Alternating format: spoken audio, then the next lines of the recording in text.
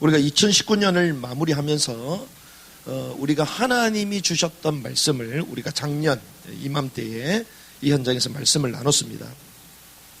2019년, 이번에는 2020년이지만 우리가 작년에 2019년을 마무리하면서 하나님이 저와 여러분들에게, 특별히 우리 공동체에게 주셨던 이 강력한 메시지가 무엇이었는가? 하나님의 영광이 떠났다. 하나님의 영광이 떠났다. 하나님의 영광이 떠났다라는 이가봇 시대를 하나님이 알게 하셨어요. 우리는 지금까지 대한민국의 교회가 엄청난 기적적인 부흥의 역사를 지금까지 만끽했었고, 그리고 세계 교회가 유례를 찾아볼 수 없을 만큼 전 열방이 하나가 돼서 큰 집회를 하고 서로 오고 가는 이런 거대한 사역들이 오고 가는 한 해가를 우리는 지금까지 보고 있었는데, 작년 이맘때에 하나님이 저와 여러분들에게 어떤 말씀을 주셨냐? 하나님의 영광이 떠났구나. 하나님의 영광이 떠났구나. 그래서 그때 주셨던 메시지가 하나님의 영광이 떠났다. 그걸 우리는 이가봇 시대라 그러잖아요. 그래서 이가봇 시대를 종결하는 하나님의 등불이다. 그런 말씀을 우리는 작년에 나눴습니다. 말씀이 희귀해서 이상을 듣지 못했던 엘리 제사장, 그 자녀들은 타락했고 그들의 영적인 타락으로 말미암아 이제 블레셋과의 싸움에서도 대패할 수밖에 없는 그러한 이스라엘이 영적 쇠락기를 맞이하게 됐던 것이었어요. 그래서 우리는 그 말씀을 통하여 이 대한민국 교회가 영적으로 쇠락했구나. 그리고 개인이 영적으로 침체됐었구나. 그리고 결국 이 국가가 영적으로 하락하고 있구나. 이것을 작년에 주님이 저와 여러분들의 말씀으로 우리에게 알려주셨던 거예요. 그럼 혹자는 그럽니다. 왜 갑자기 나라는 잘 되고 전 세계에 10위권 부강한 우리 대한민국인데 목사님 왜 갑자기 그런 얘기를 하셨냐. 근데 참 재밌죠. 하나님은 언제든지 말씀을 주시고 그대로 이루어 가시는 줄 믿습니다. 분명히 작년에 이맘때에 하나님이 그 말씀을 주셨는데 그 증거가 올해예요. 올해. 그 증거가. 올해의 대표적인 사건이 뭡니까? 우한폐렴, 코로나 바이러스잖아요.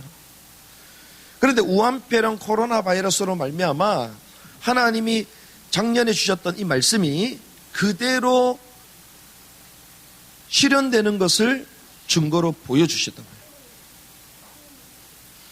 그게 뭡니까? 감염에 대한 우려. 이 감염에 대한 우려와 두려움이 전 세계를 사로잡았어요. 전 세계를. 그러니 지금 시대가 어떤 시대가 됐습니까? 마스크를 착용하지 않으면 안 되는 시대로 바뀌어져 버렸어요. 인류 역사에 5,000년, 6,000년의 역사 가운데에 모든 인류가 마스크를 써야 되는 시대는 없었습니다. 지구 인구의 70억이 전부 다 우한폐렴을 두려워하는 이런 시대는 지금까지 없었어요. 우리만 두려워하는 게 아니라 미지에 있는 모든 사람들까지도 이 우한폐렴 코로나 바이러스 때문에 전부 다 두려움이 들이닥쳐버린 거예요. 한편으로는 과학적인 검증과 또 합리적이고도 형평성에 맞는 방역 규제가 아니라 개인의 자유의 이 제한을 넘어서 억제하고 강제하는 이런 시대가 되어버린 거예요. 그러니 예배의 자유도 상실되고 있잖아요.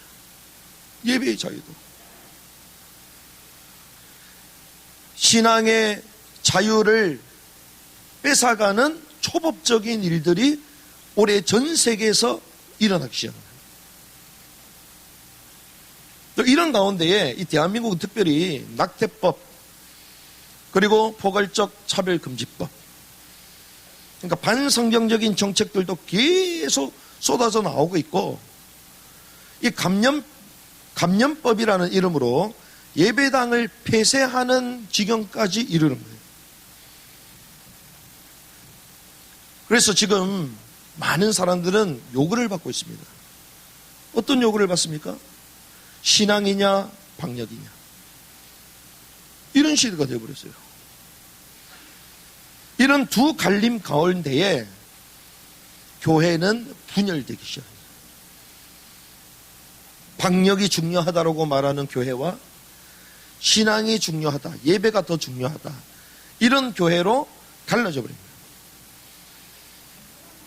반성경적인 이런 세상의 권력 앞에 순응하는 정도가 아니라 거국적인 순응 형상이 일어서요. 거국적인.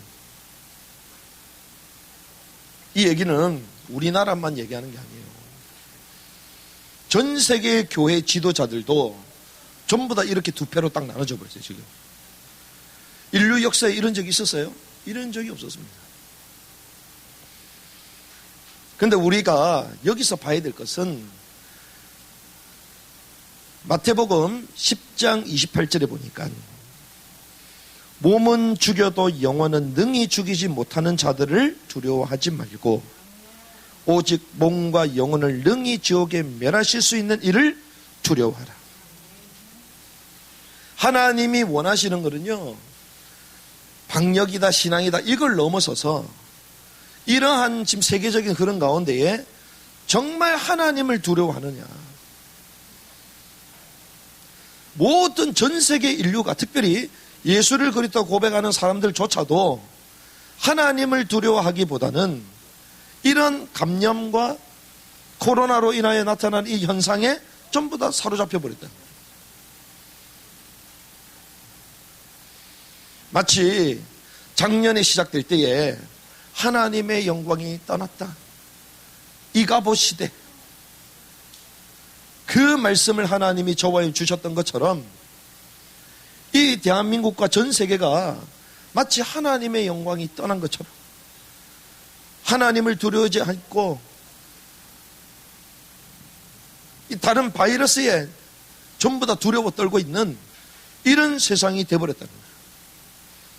인류 역사상 그런 적은 없었어요. 그러면서 교회는 거국적으로 분열하고 반성경적인 이 권력, 세상 권력 앞에 거국적으로 순응하는 이런 일들이 벌어지게 된 거죠. 그런데 하나님은요, 이런 하나님의 영광이 떠난 이가보 시대 가운데서도 하나님의 등불은 꺼지지 않았다.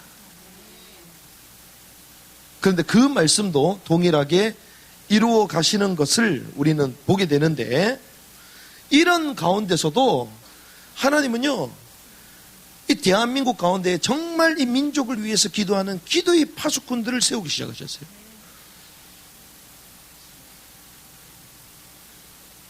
이거는 남녀노소 상관없습니다. 오히려 지금까지 우리가 교회에서 행사를 하고 예배를 잘 드리고 이랬다면 지금 예배당 못 모이잖아요. 오히려 외부에서 기도 모임과 찬양과 전도하는 운동들이 막 일어나기 시작했어요. 오히려 언론에서 말하지 않는, 지금 강남에도 가보면요, 어떤 일이 벌어지냐, 지난주인가요? 지난주 토요일 성탄절에는 성경책을 10,000권을 가지고 10,000권 가지고 전도를 했어. 강남에서 그런 그룹들이 곳곳에서 일어나요. 오히려 공원에서 국회의사당 앞에, 미국 워싱턴 DC 국회의사당 앞에서 하나님을 찬양하고 예배하고, 실내에서 모이지 못하니까 오히려 밖에 나가서 예수는 왕이시다, 이러한 거리 예배와 거리 전도가 오히려 더 활성화되어지는, 이러한 반성경적이고 세상의 권력 앞에 신앙의 자유를 길거리에 나가서 외치는 사람들이 오히려 전 세계적으로 많아져 버렸다. 그리고 이러한 세상의 잘못된 흐름 가운데 용기 있게 외치는 지도자들이 하나씩 일어나기 시작합니다. 악에 대해서는 분명하고 선에 대해서는 구체적으로 행동하는 행동가와 변증가들이 일어나기 시작합니다. 그리고 우리가 한 가지 더 볼 것은 지금 대면할 수 없는 시대잖아요. 그럼 우리가 못 모이면 어떻게 하냐?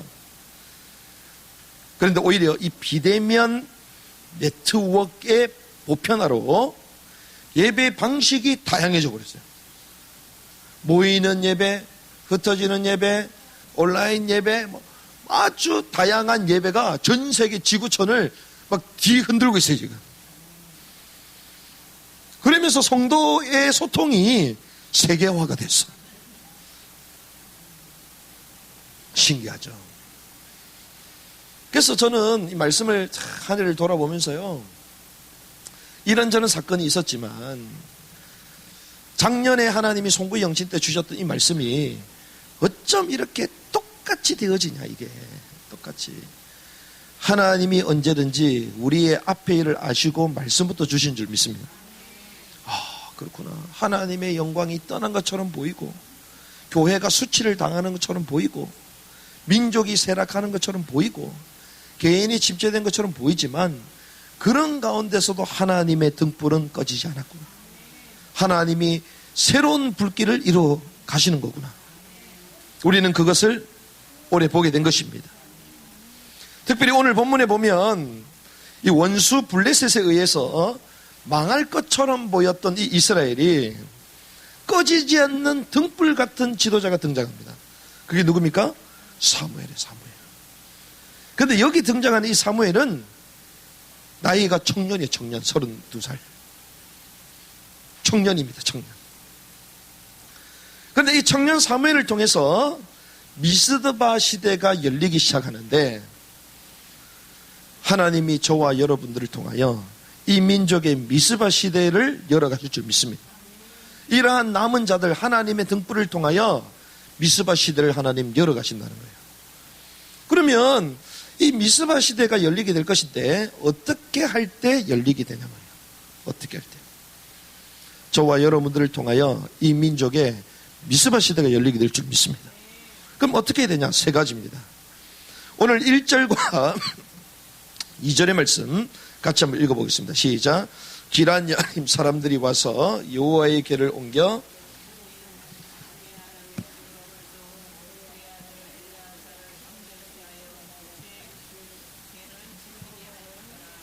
궤가 기한 여름 들어간 날부터 25년 동안 오래 있은지라 이스라엘 온 족속이 여호와를 사모했다 그러죠. 이게 첫 번째가 뭐냐면요, 법궤의 이동입니다. 법궤의 이동. 이 법궤가 블레셋에서 기란 여림, 특별히 아비나답의 집으로 옮겨갔죠.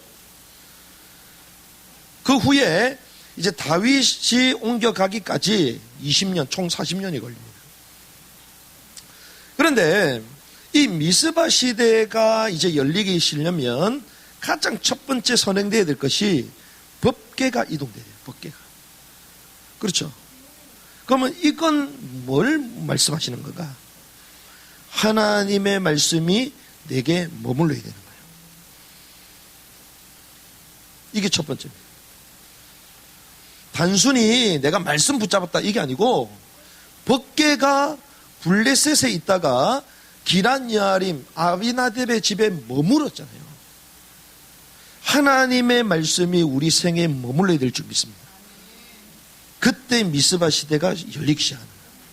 하나님의 말씀이 없는데, 내게 머물지 않는데, 아, 나는 성경을 많이 보는데요, 나는 말씀을 잘하는데요. 그거는 외운 거지. 그냥 행동하니까 할 수 없이 가까이 있는 것처럼 보이지. 하나님의 말씀이 머물러야 됩니다. 언약궤가 이스라엘 온 것처럼 머물러야 되는 것입니다. 근데 이게 참 재밌는 게 있어요. 이 하나님의 말씀이 머문다는 것은 말씀의 자리로 나의 마음이 이동돼야 되거든요. 우리의 마음이 말씀의 자리로 이동되는 은혜 있기를 바랍니다. 마음이 막 움직여야 돼요. 움직여야 돼. 근데 내가 좋아하는 거 뭔가 누가 탁 앞에 나타나면 나도 모르게 마음과 생각이 탁 이동되잖아요. 그게 아니라 하나님의 말씀이 나도 모르게 내 마음이 말씀으로 막 향해야 되는 거예요. 말씀을 듣고 싶고 그 말씀이 깨달아지고, 그러니까 외우라가 아니라 억지로 막 시켜서가 아니라 하나님의 말씀이 나의 마음에 자리 잡는 은혜가 있어야 될 줄 믿습니다. 근데 여기에 자세하게 보면요, 그냥 이스라엘에 머물렀다고 얘기하지 않고 누구에게요? 아비나답의 집에 머물렀다. 뭡니까? 개인의 집에 하필 임했어요. 이것은 그 하나님의 말씀이 머물리는, 특별히 나의 말씀이 되어야 된다는 것입니다. 여러분들의 말씀이 올해 여러분들에게 임하는 은혜 있기를 바랍니다. 강단을 통하여 누구를 통하여 막 좋은 말씀들이 얼마나 많습니까? 유튜브에 말씀의 홍수시대, 홍수. 그래서 저는 요즘 어떤 느낌을 많이 받냐, 야, 이렇게 수많은 메시지가 있는데 이 땅에 목사님들이 너무 많다. 나도 목사라는데 참 큰일 났구나. 수많은 목사님들. 그리고 하나의 본문 가지고 수많은 수천 개, 수만 개의 메시지 쏟아지잖아요. 야, 성도님들 입장에서 너무 피곤하겠다. 그럼 굳이 내가 해야 되냐. 여기까지 가는 거죠. 그런데 하나님은요, 그렇게 홍수시대처럼 그 많은 말씀들이 막 쏟아진다 할지라도 그것이 내게 안 되면 그 말씀은 나랑 상관이 없는 거예요. 하나님의 말씀 법궤가 아비나답의 집에 머물렀던 것처럼 그 하나님의 말씀이 여러분들의 말씀으로, 레마의 말씀되는 은혜길 바랍니다. 나의 언약으로 새겨져야 되는 거예요. 이게 첫 번째입니다. 그리고 두 번째는 3절과 4절에 보니까 4절에 이렇게 얘기합니다. 이 이스라엘 자손이 바알들과 아스다롯을 제거하고 누구만 섬기니라? 여호와만 섬기니라. 자, 두 번째는 우상을 제하라는 것입니다. 자, 법궤의 이동, 나의 마음이 하나님의 말씀으로 이동되고 나의 말씀이 깨달아지고 나의 언약이 새겨지는 게 첫 번째라면, 두 번째는 우상을 제거하는 거예요. 여기 나오는 아스다롯은 농경의 여신을 말합니다. 농경 여신. 그리고 바알의 여성신을 말해요. 바알의 여성신. 이 말은 물질적이고 매혹적인 우상. 물질적이고 매혹적인 우상. 그러면 물질적이고 매혹적인 제악을 제거하라는 거죠. 그럼 이건 한마디로 얘기하면 마음의 문제입니다. 마음의 문제. 우리의 마음이 어디로 향해야 된다고요? 말씀으로 향해야 되잖아요. 나의 마음이 말씀에 머물러야 되잖아요. 그런데 말씀보다 다른 게 매혹스러운 것들이 내 마음을 뺏어가. 내 마음. 이게 마음의 문제라. 이것을 제거해야 된다. 그래야지만 비로소 온전히 여호와만을 섬길 수 있는 것입니다. 내가 왜 여호와를 왜 제대로 섬기지 못할까? 왜 하나님만을 사랑하지 못할까? 다른 게 너무 많아서 그래요. 그렇죠. 하나님보다 더 매혹적인 게 더 많아서 그렇습니다. 그래서 아스다롯을 제거해라. 우상을 제거하는 것입니다. 이게 두 번째입니다. 그 세 번째는 5절에 보니까 사무엘이 이르되 온 이스라엘은 어디로 모이라? 미스바로 모이라. 내가 너희를 위하여 여호와께 기도하리라. 세 번째는 미스바로 모이는 것입니다. 이것은 눈에 보이는 실제 행동을 말하는 거예요. 그래서 우리가 마음으로만 그게 진짜가 아닌데요. 우상을 제하라, 이거는 눈에 안 보이는 마음의 자세를 말한다면, 미스바로 모이라, 이것은 눈에 보이는 실제 행동을 말하는 거예요. 미스바로 모이라. 우리가 미스바로 가면 어떻게 되겠어요? 나의 삶의 자리가 바뀌어지는 거죠. 우리의 삶의 자리를 바꿔야 될 줄 믿습니다. 그래서 때로는 우리 환경을 바꿀 필요가 있습니다. 이게 어디입니까? 사실은 이 미스바가요, 본연의 자리예요. 우리가 원래부터 있어야 할 자리가 미스바의 자리입니다. 근본의 자리로 가라는 것입니다. 자, 사무엘이 얘기했습니다. 미스바로 모이라. 어떤 명령이죠? 소집 명령. 소집 명령에 반응하는 자가 되라는 거죠.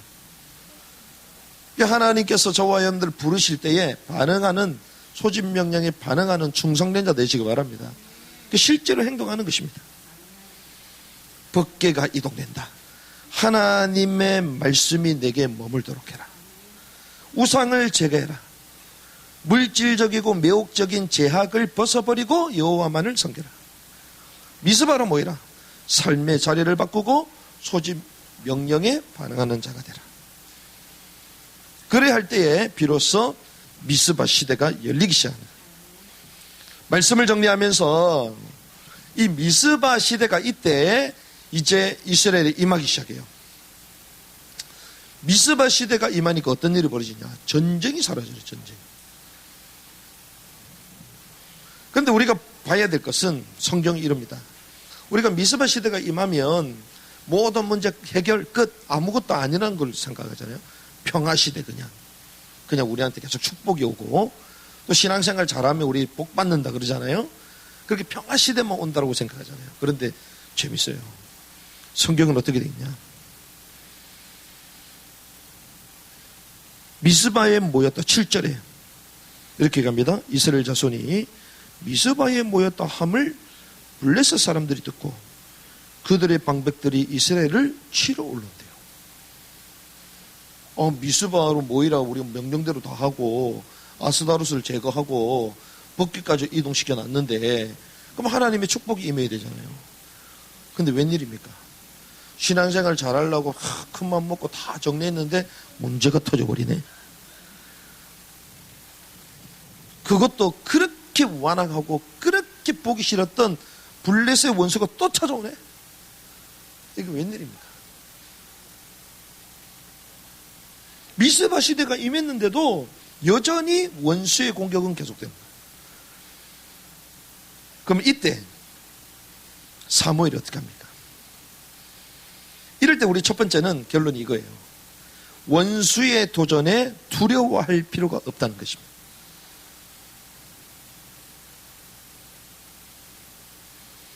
실제로 보니까 분명히 하나님의 말씀 법궤도 왔잖아요. 아스다롯도 제거하고 여호와를 섬기겠다 결단도 했잖아요. 그리고 미스바까지 모였습니다.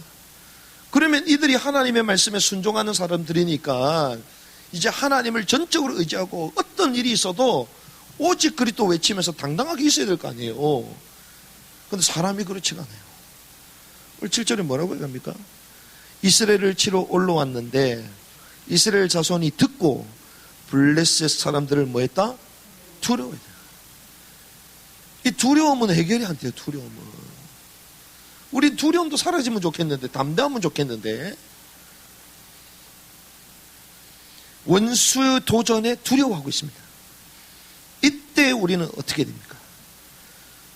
우리를 위하여 하나님께 부르짖으소서. 우리에게는 무기가 있습니다. 강력한 방법이 있어요. 그게 뭡니까? 하나님께 부르짖으소서. 기도하는 것입니다. 기도하면 되는 거예요. 하나님께 부르짖는 은혜 있기를 바랍니다. 이게 뭡니까? 영적 각성이 되어지는 거예요. 자, 두려움에 사로잡히면요, 오직 원망과 걱정과 불평과 당함과 여기 딱 갇혀 있잖아요. 그런데 부르짖으소서, 부르짖는다, 이게 뭡니까? 두려움에서 벗어나는 거예요. 부르짖는 그 순간 자체가 두려움을 벗는 거라니까요.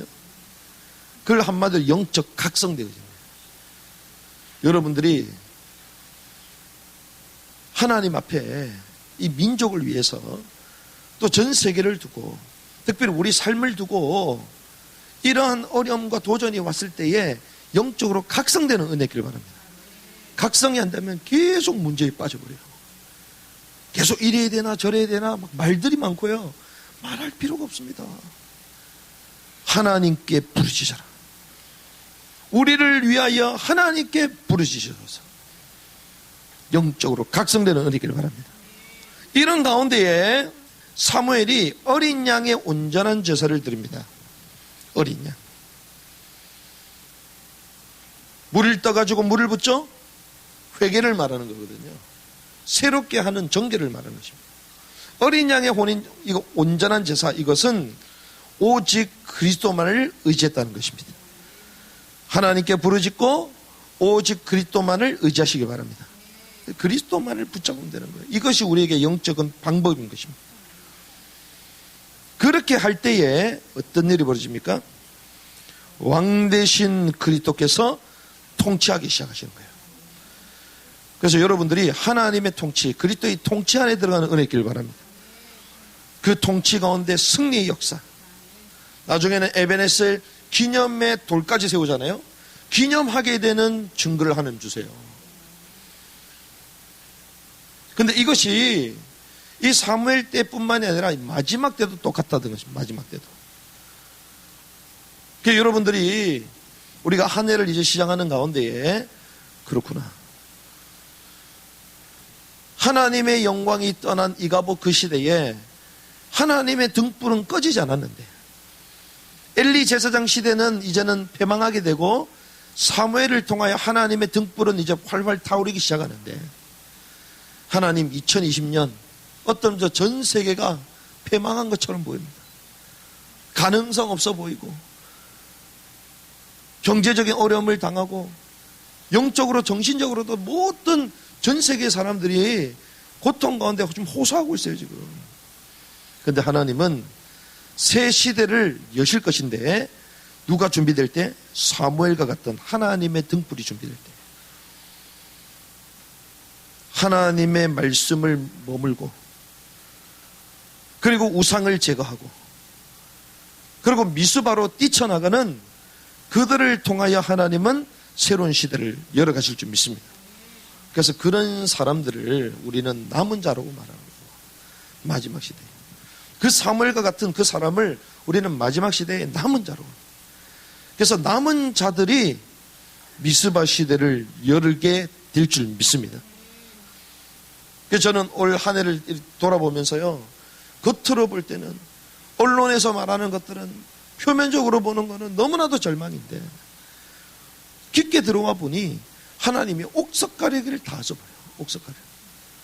우리가 위대하고 대단하게 봤던 이런 모든 사람들이 실제로 이런 위기와 어려움이 왔을 때는 전부 다 뒤로 숨어요. 힘이 없고 손가락질 당하고 아무 스펙도 없는 이런 사람이 오히려 무식하게 보이지만 신앙의 기계와 절개를 지켜가면서 대한민국 앞에 당당히 서서 외치는 사람들이 일어나기 시작해요. 야, 이게 하나님의 방법이구나. 그래서 어떤 의미에서는 시대가 바뀌었어요. 아마 여러분들 더 잘 알게 될 겁니다. 아, 진짜 시대가 바뀌었구나. 교계 지도자들, 교회의 판, 한국교회 다 달라졌어요, 이제. 내년부터 이제 본격화됩니다, 이제. 그렇구나. 남은 자들을 통하여 하나님은 마지막 이 시대에 미스바 시대를 열어갈 것이다. 하나님, 내 인생에도 미스바 시대가 열려지게 하여 주시옵소서. 하나님의 말씀의 자리로 나의 마음이 이동되게 하시고 눈에 보여 안 보이는 나의 마음의 자세, 물질적이고 매혹적인 모든 제약들을 제거케 하시고 이제는 미스바의 현장으로 하나님이 소집하시는 그 명령에 순종하는 하나님의 사람들로 하나님 나를 인도하여 주시옵소서. 그래, 우리 삶에 하나님의 부흥이 임하는 미스바 시대가 열리게 되는 은혜의 길을 주님의 이름으로 축복합니다.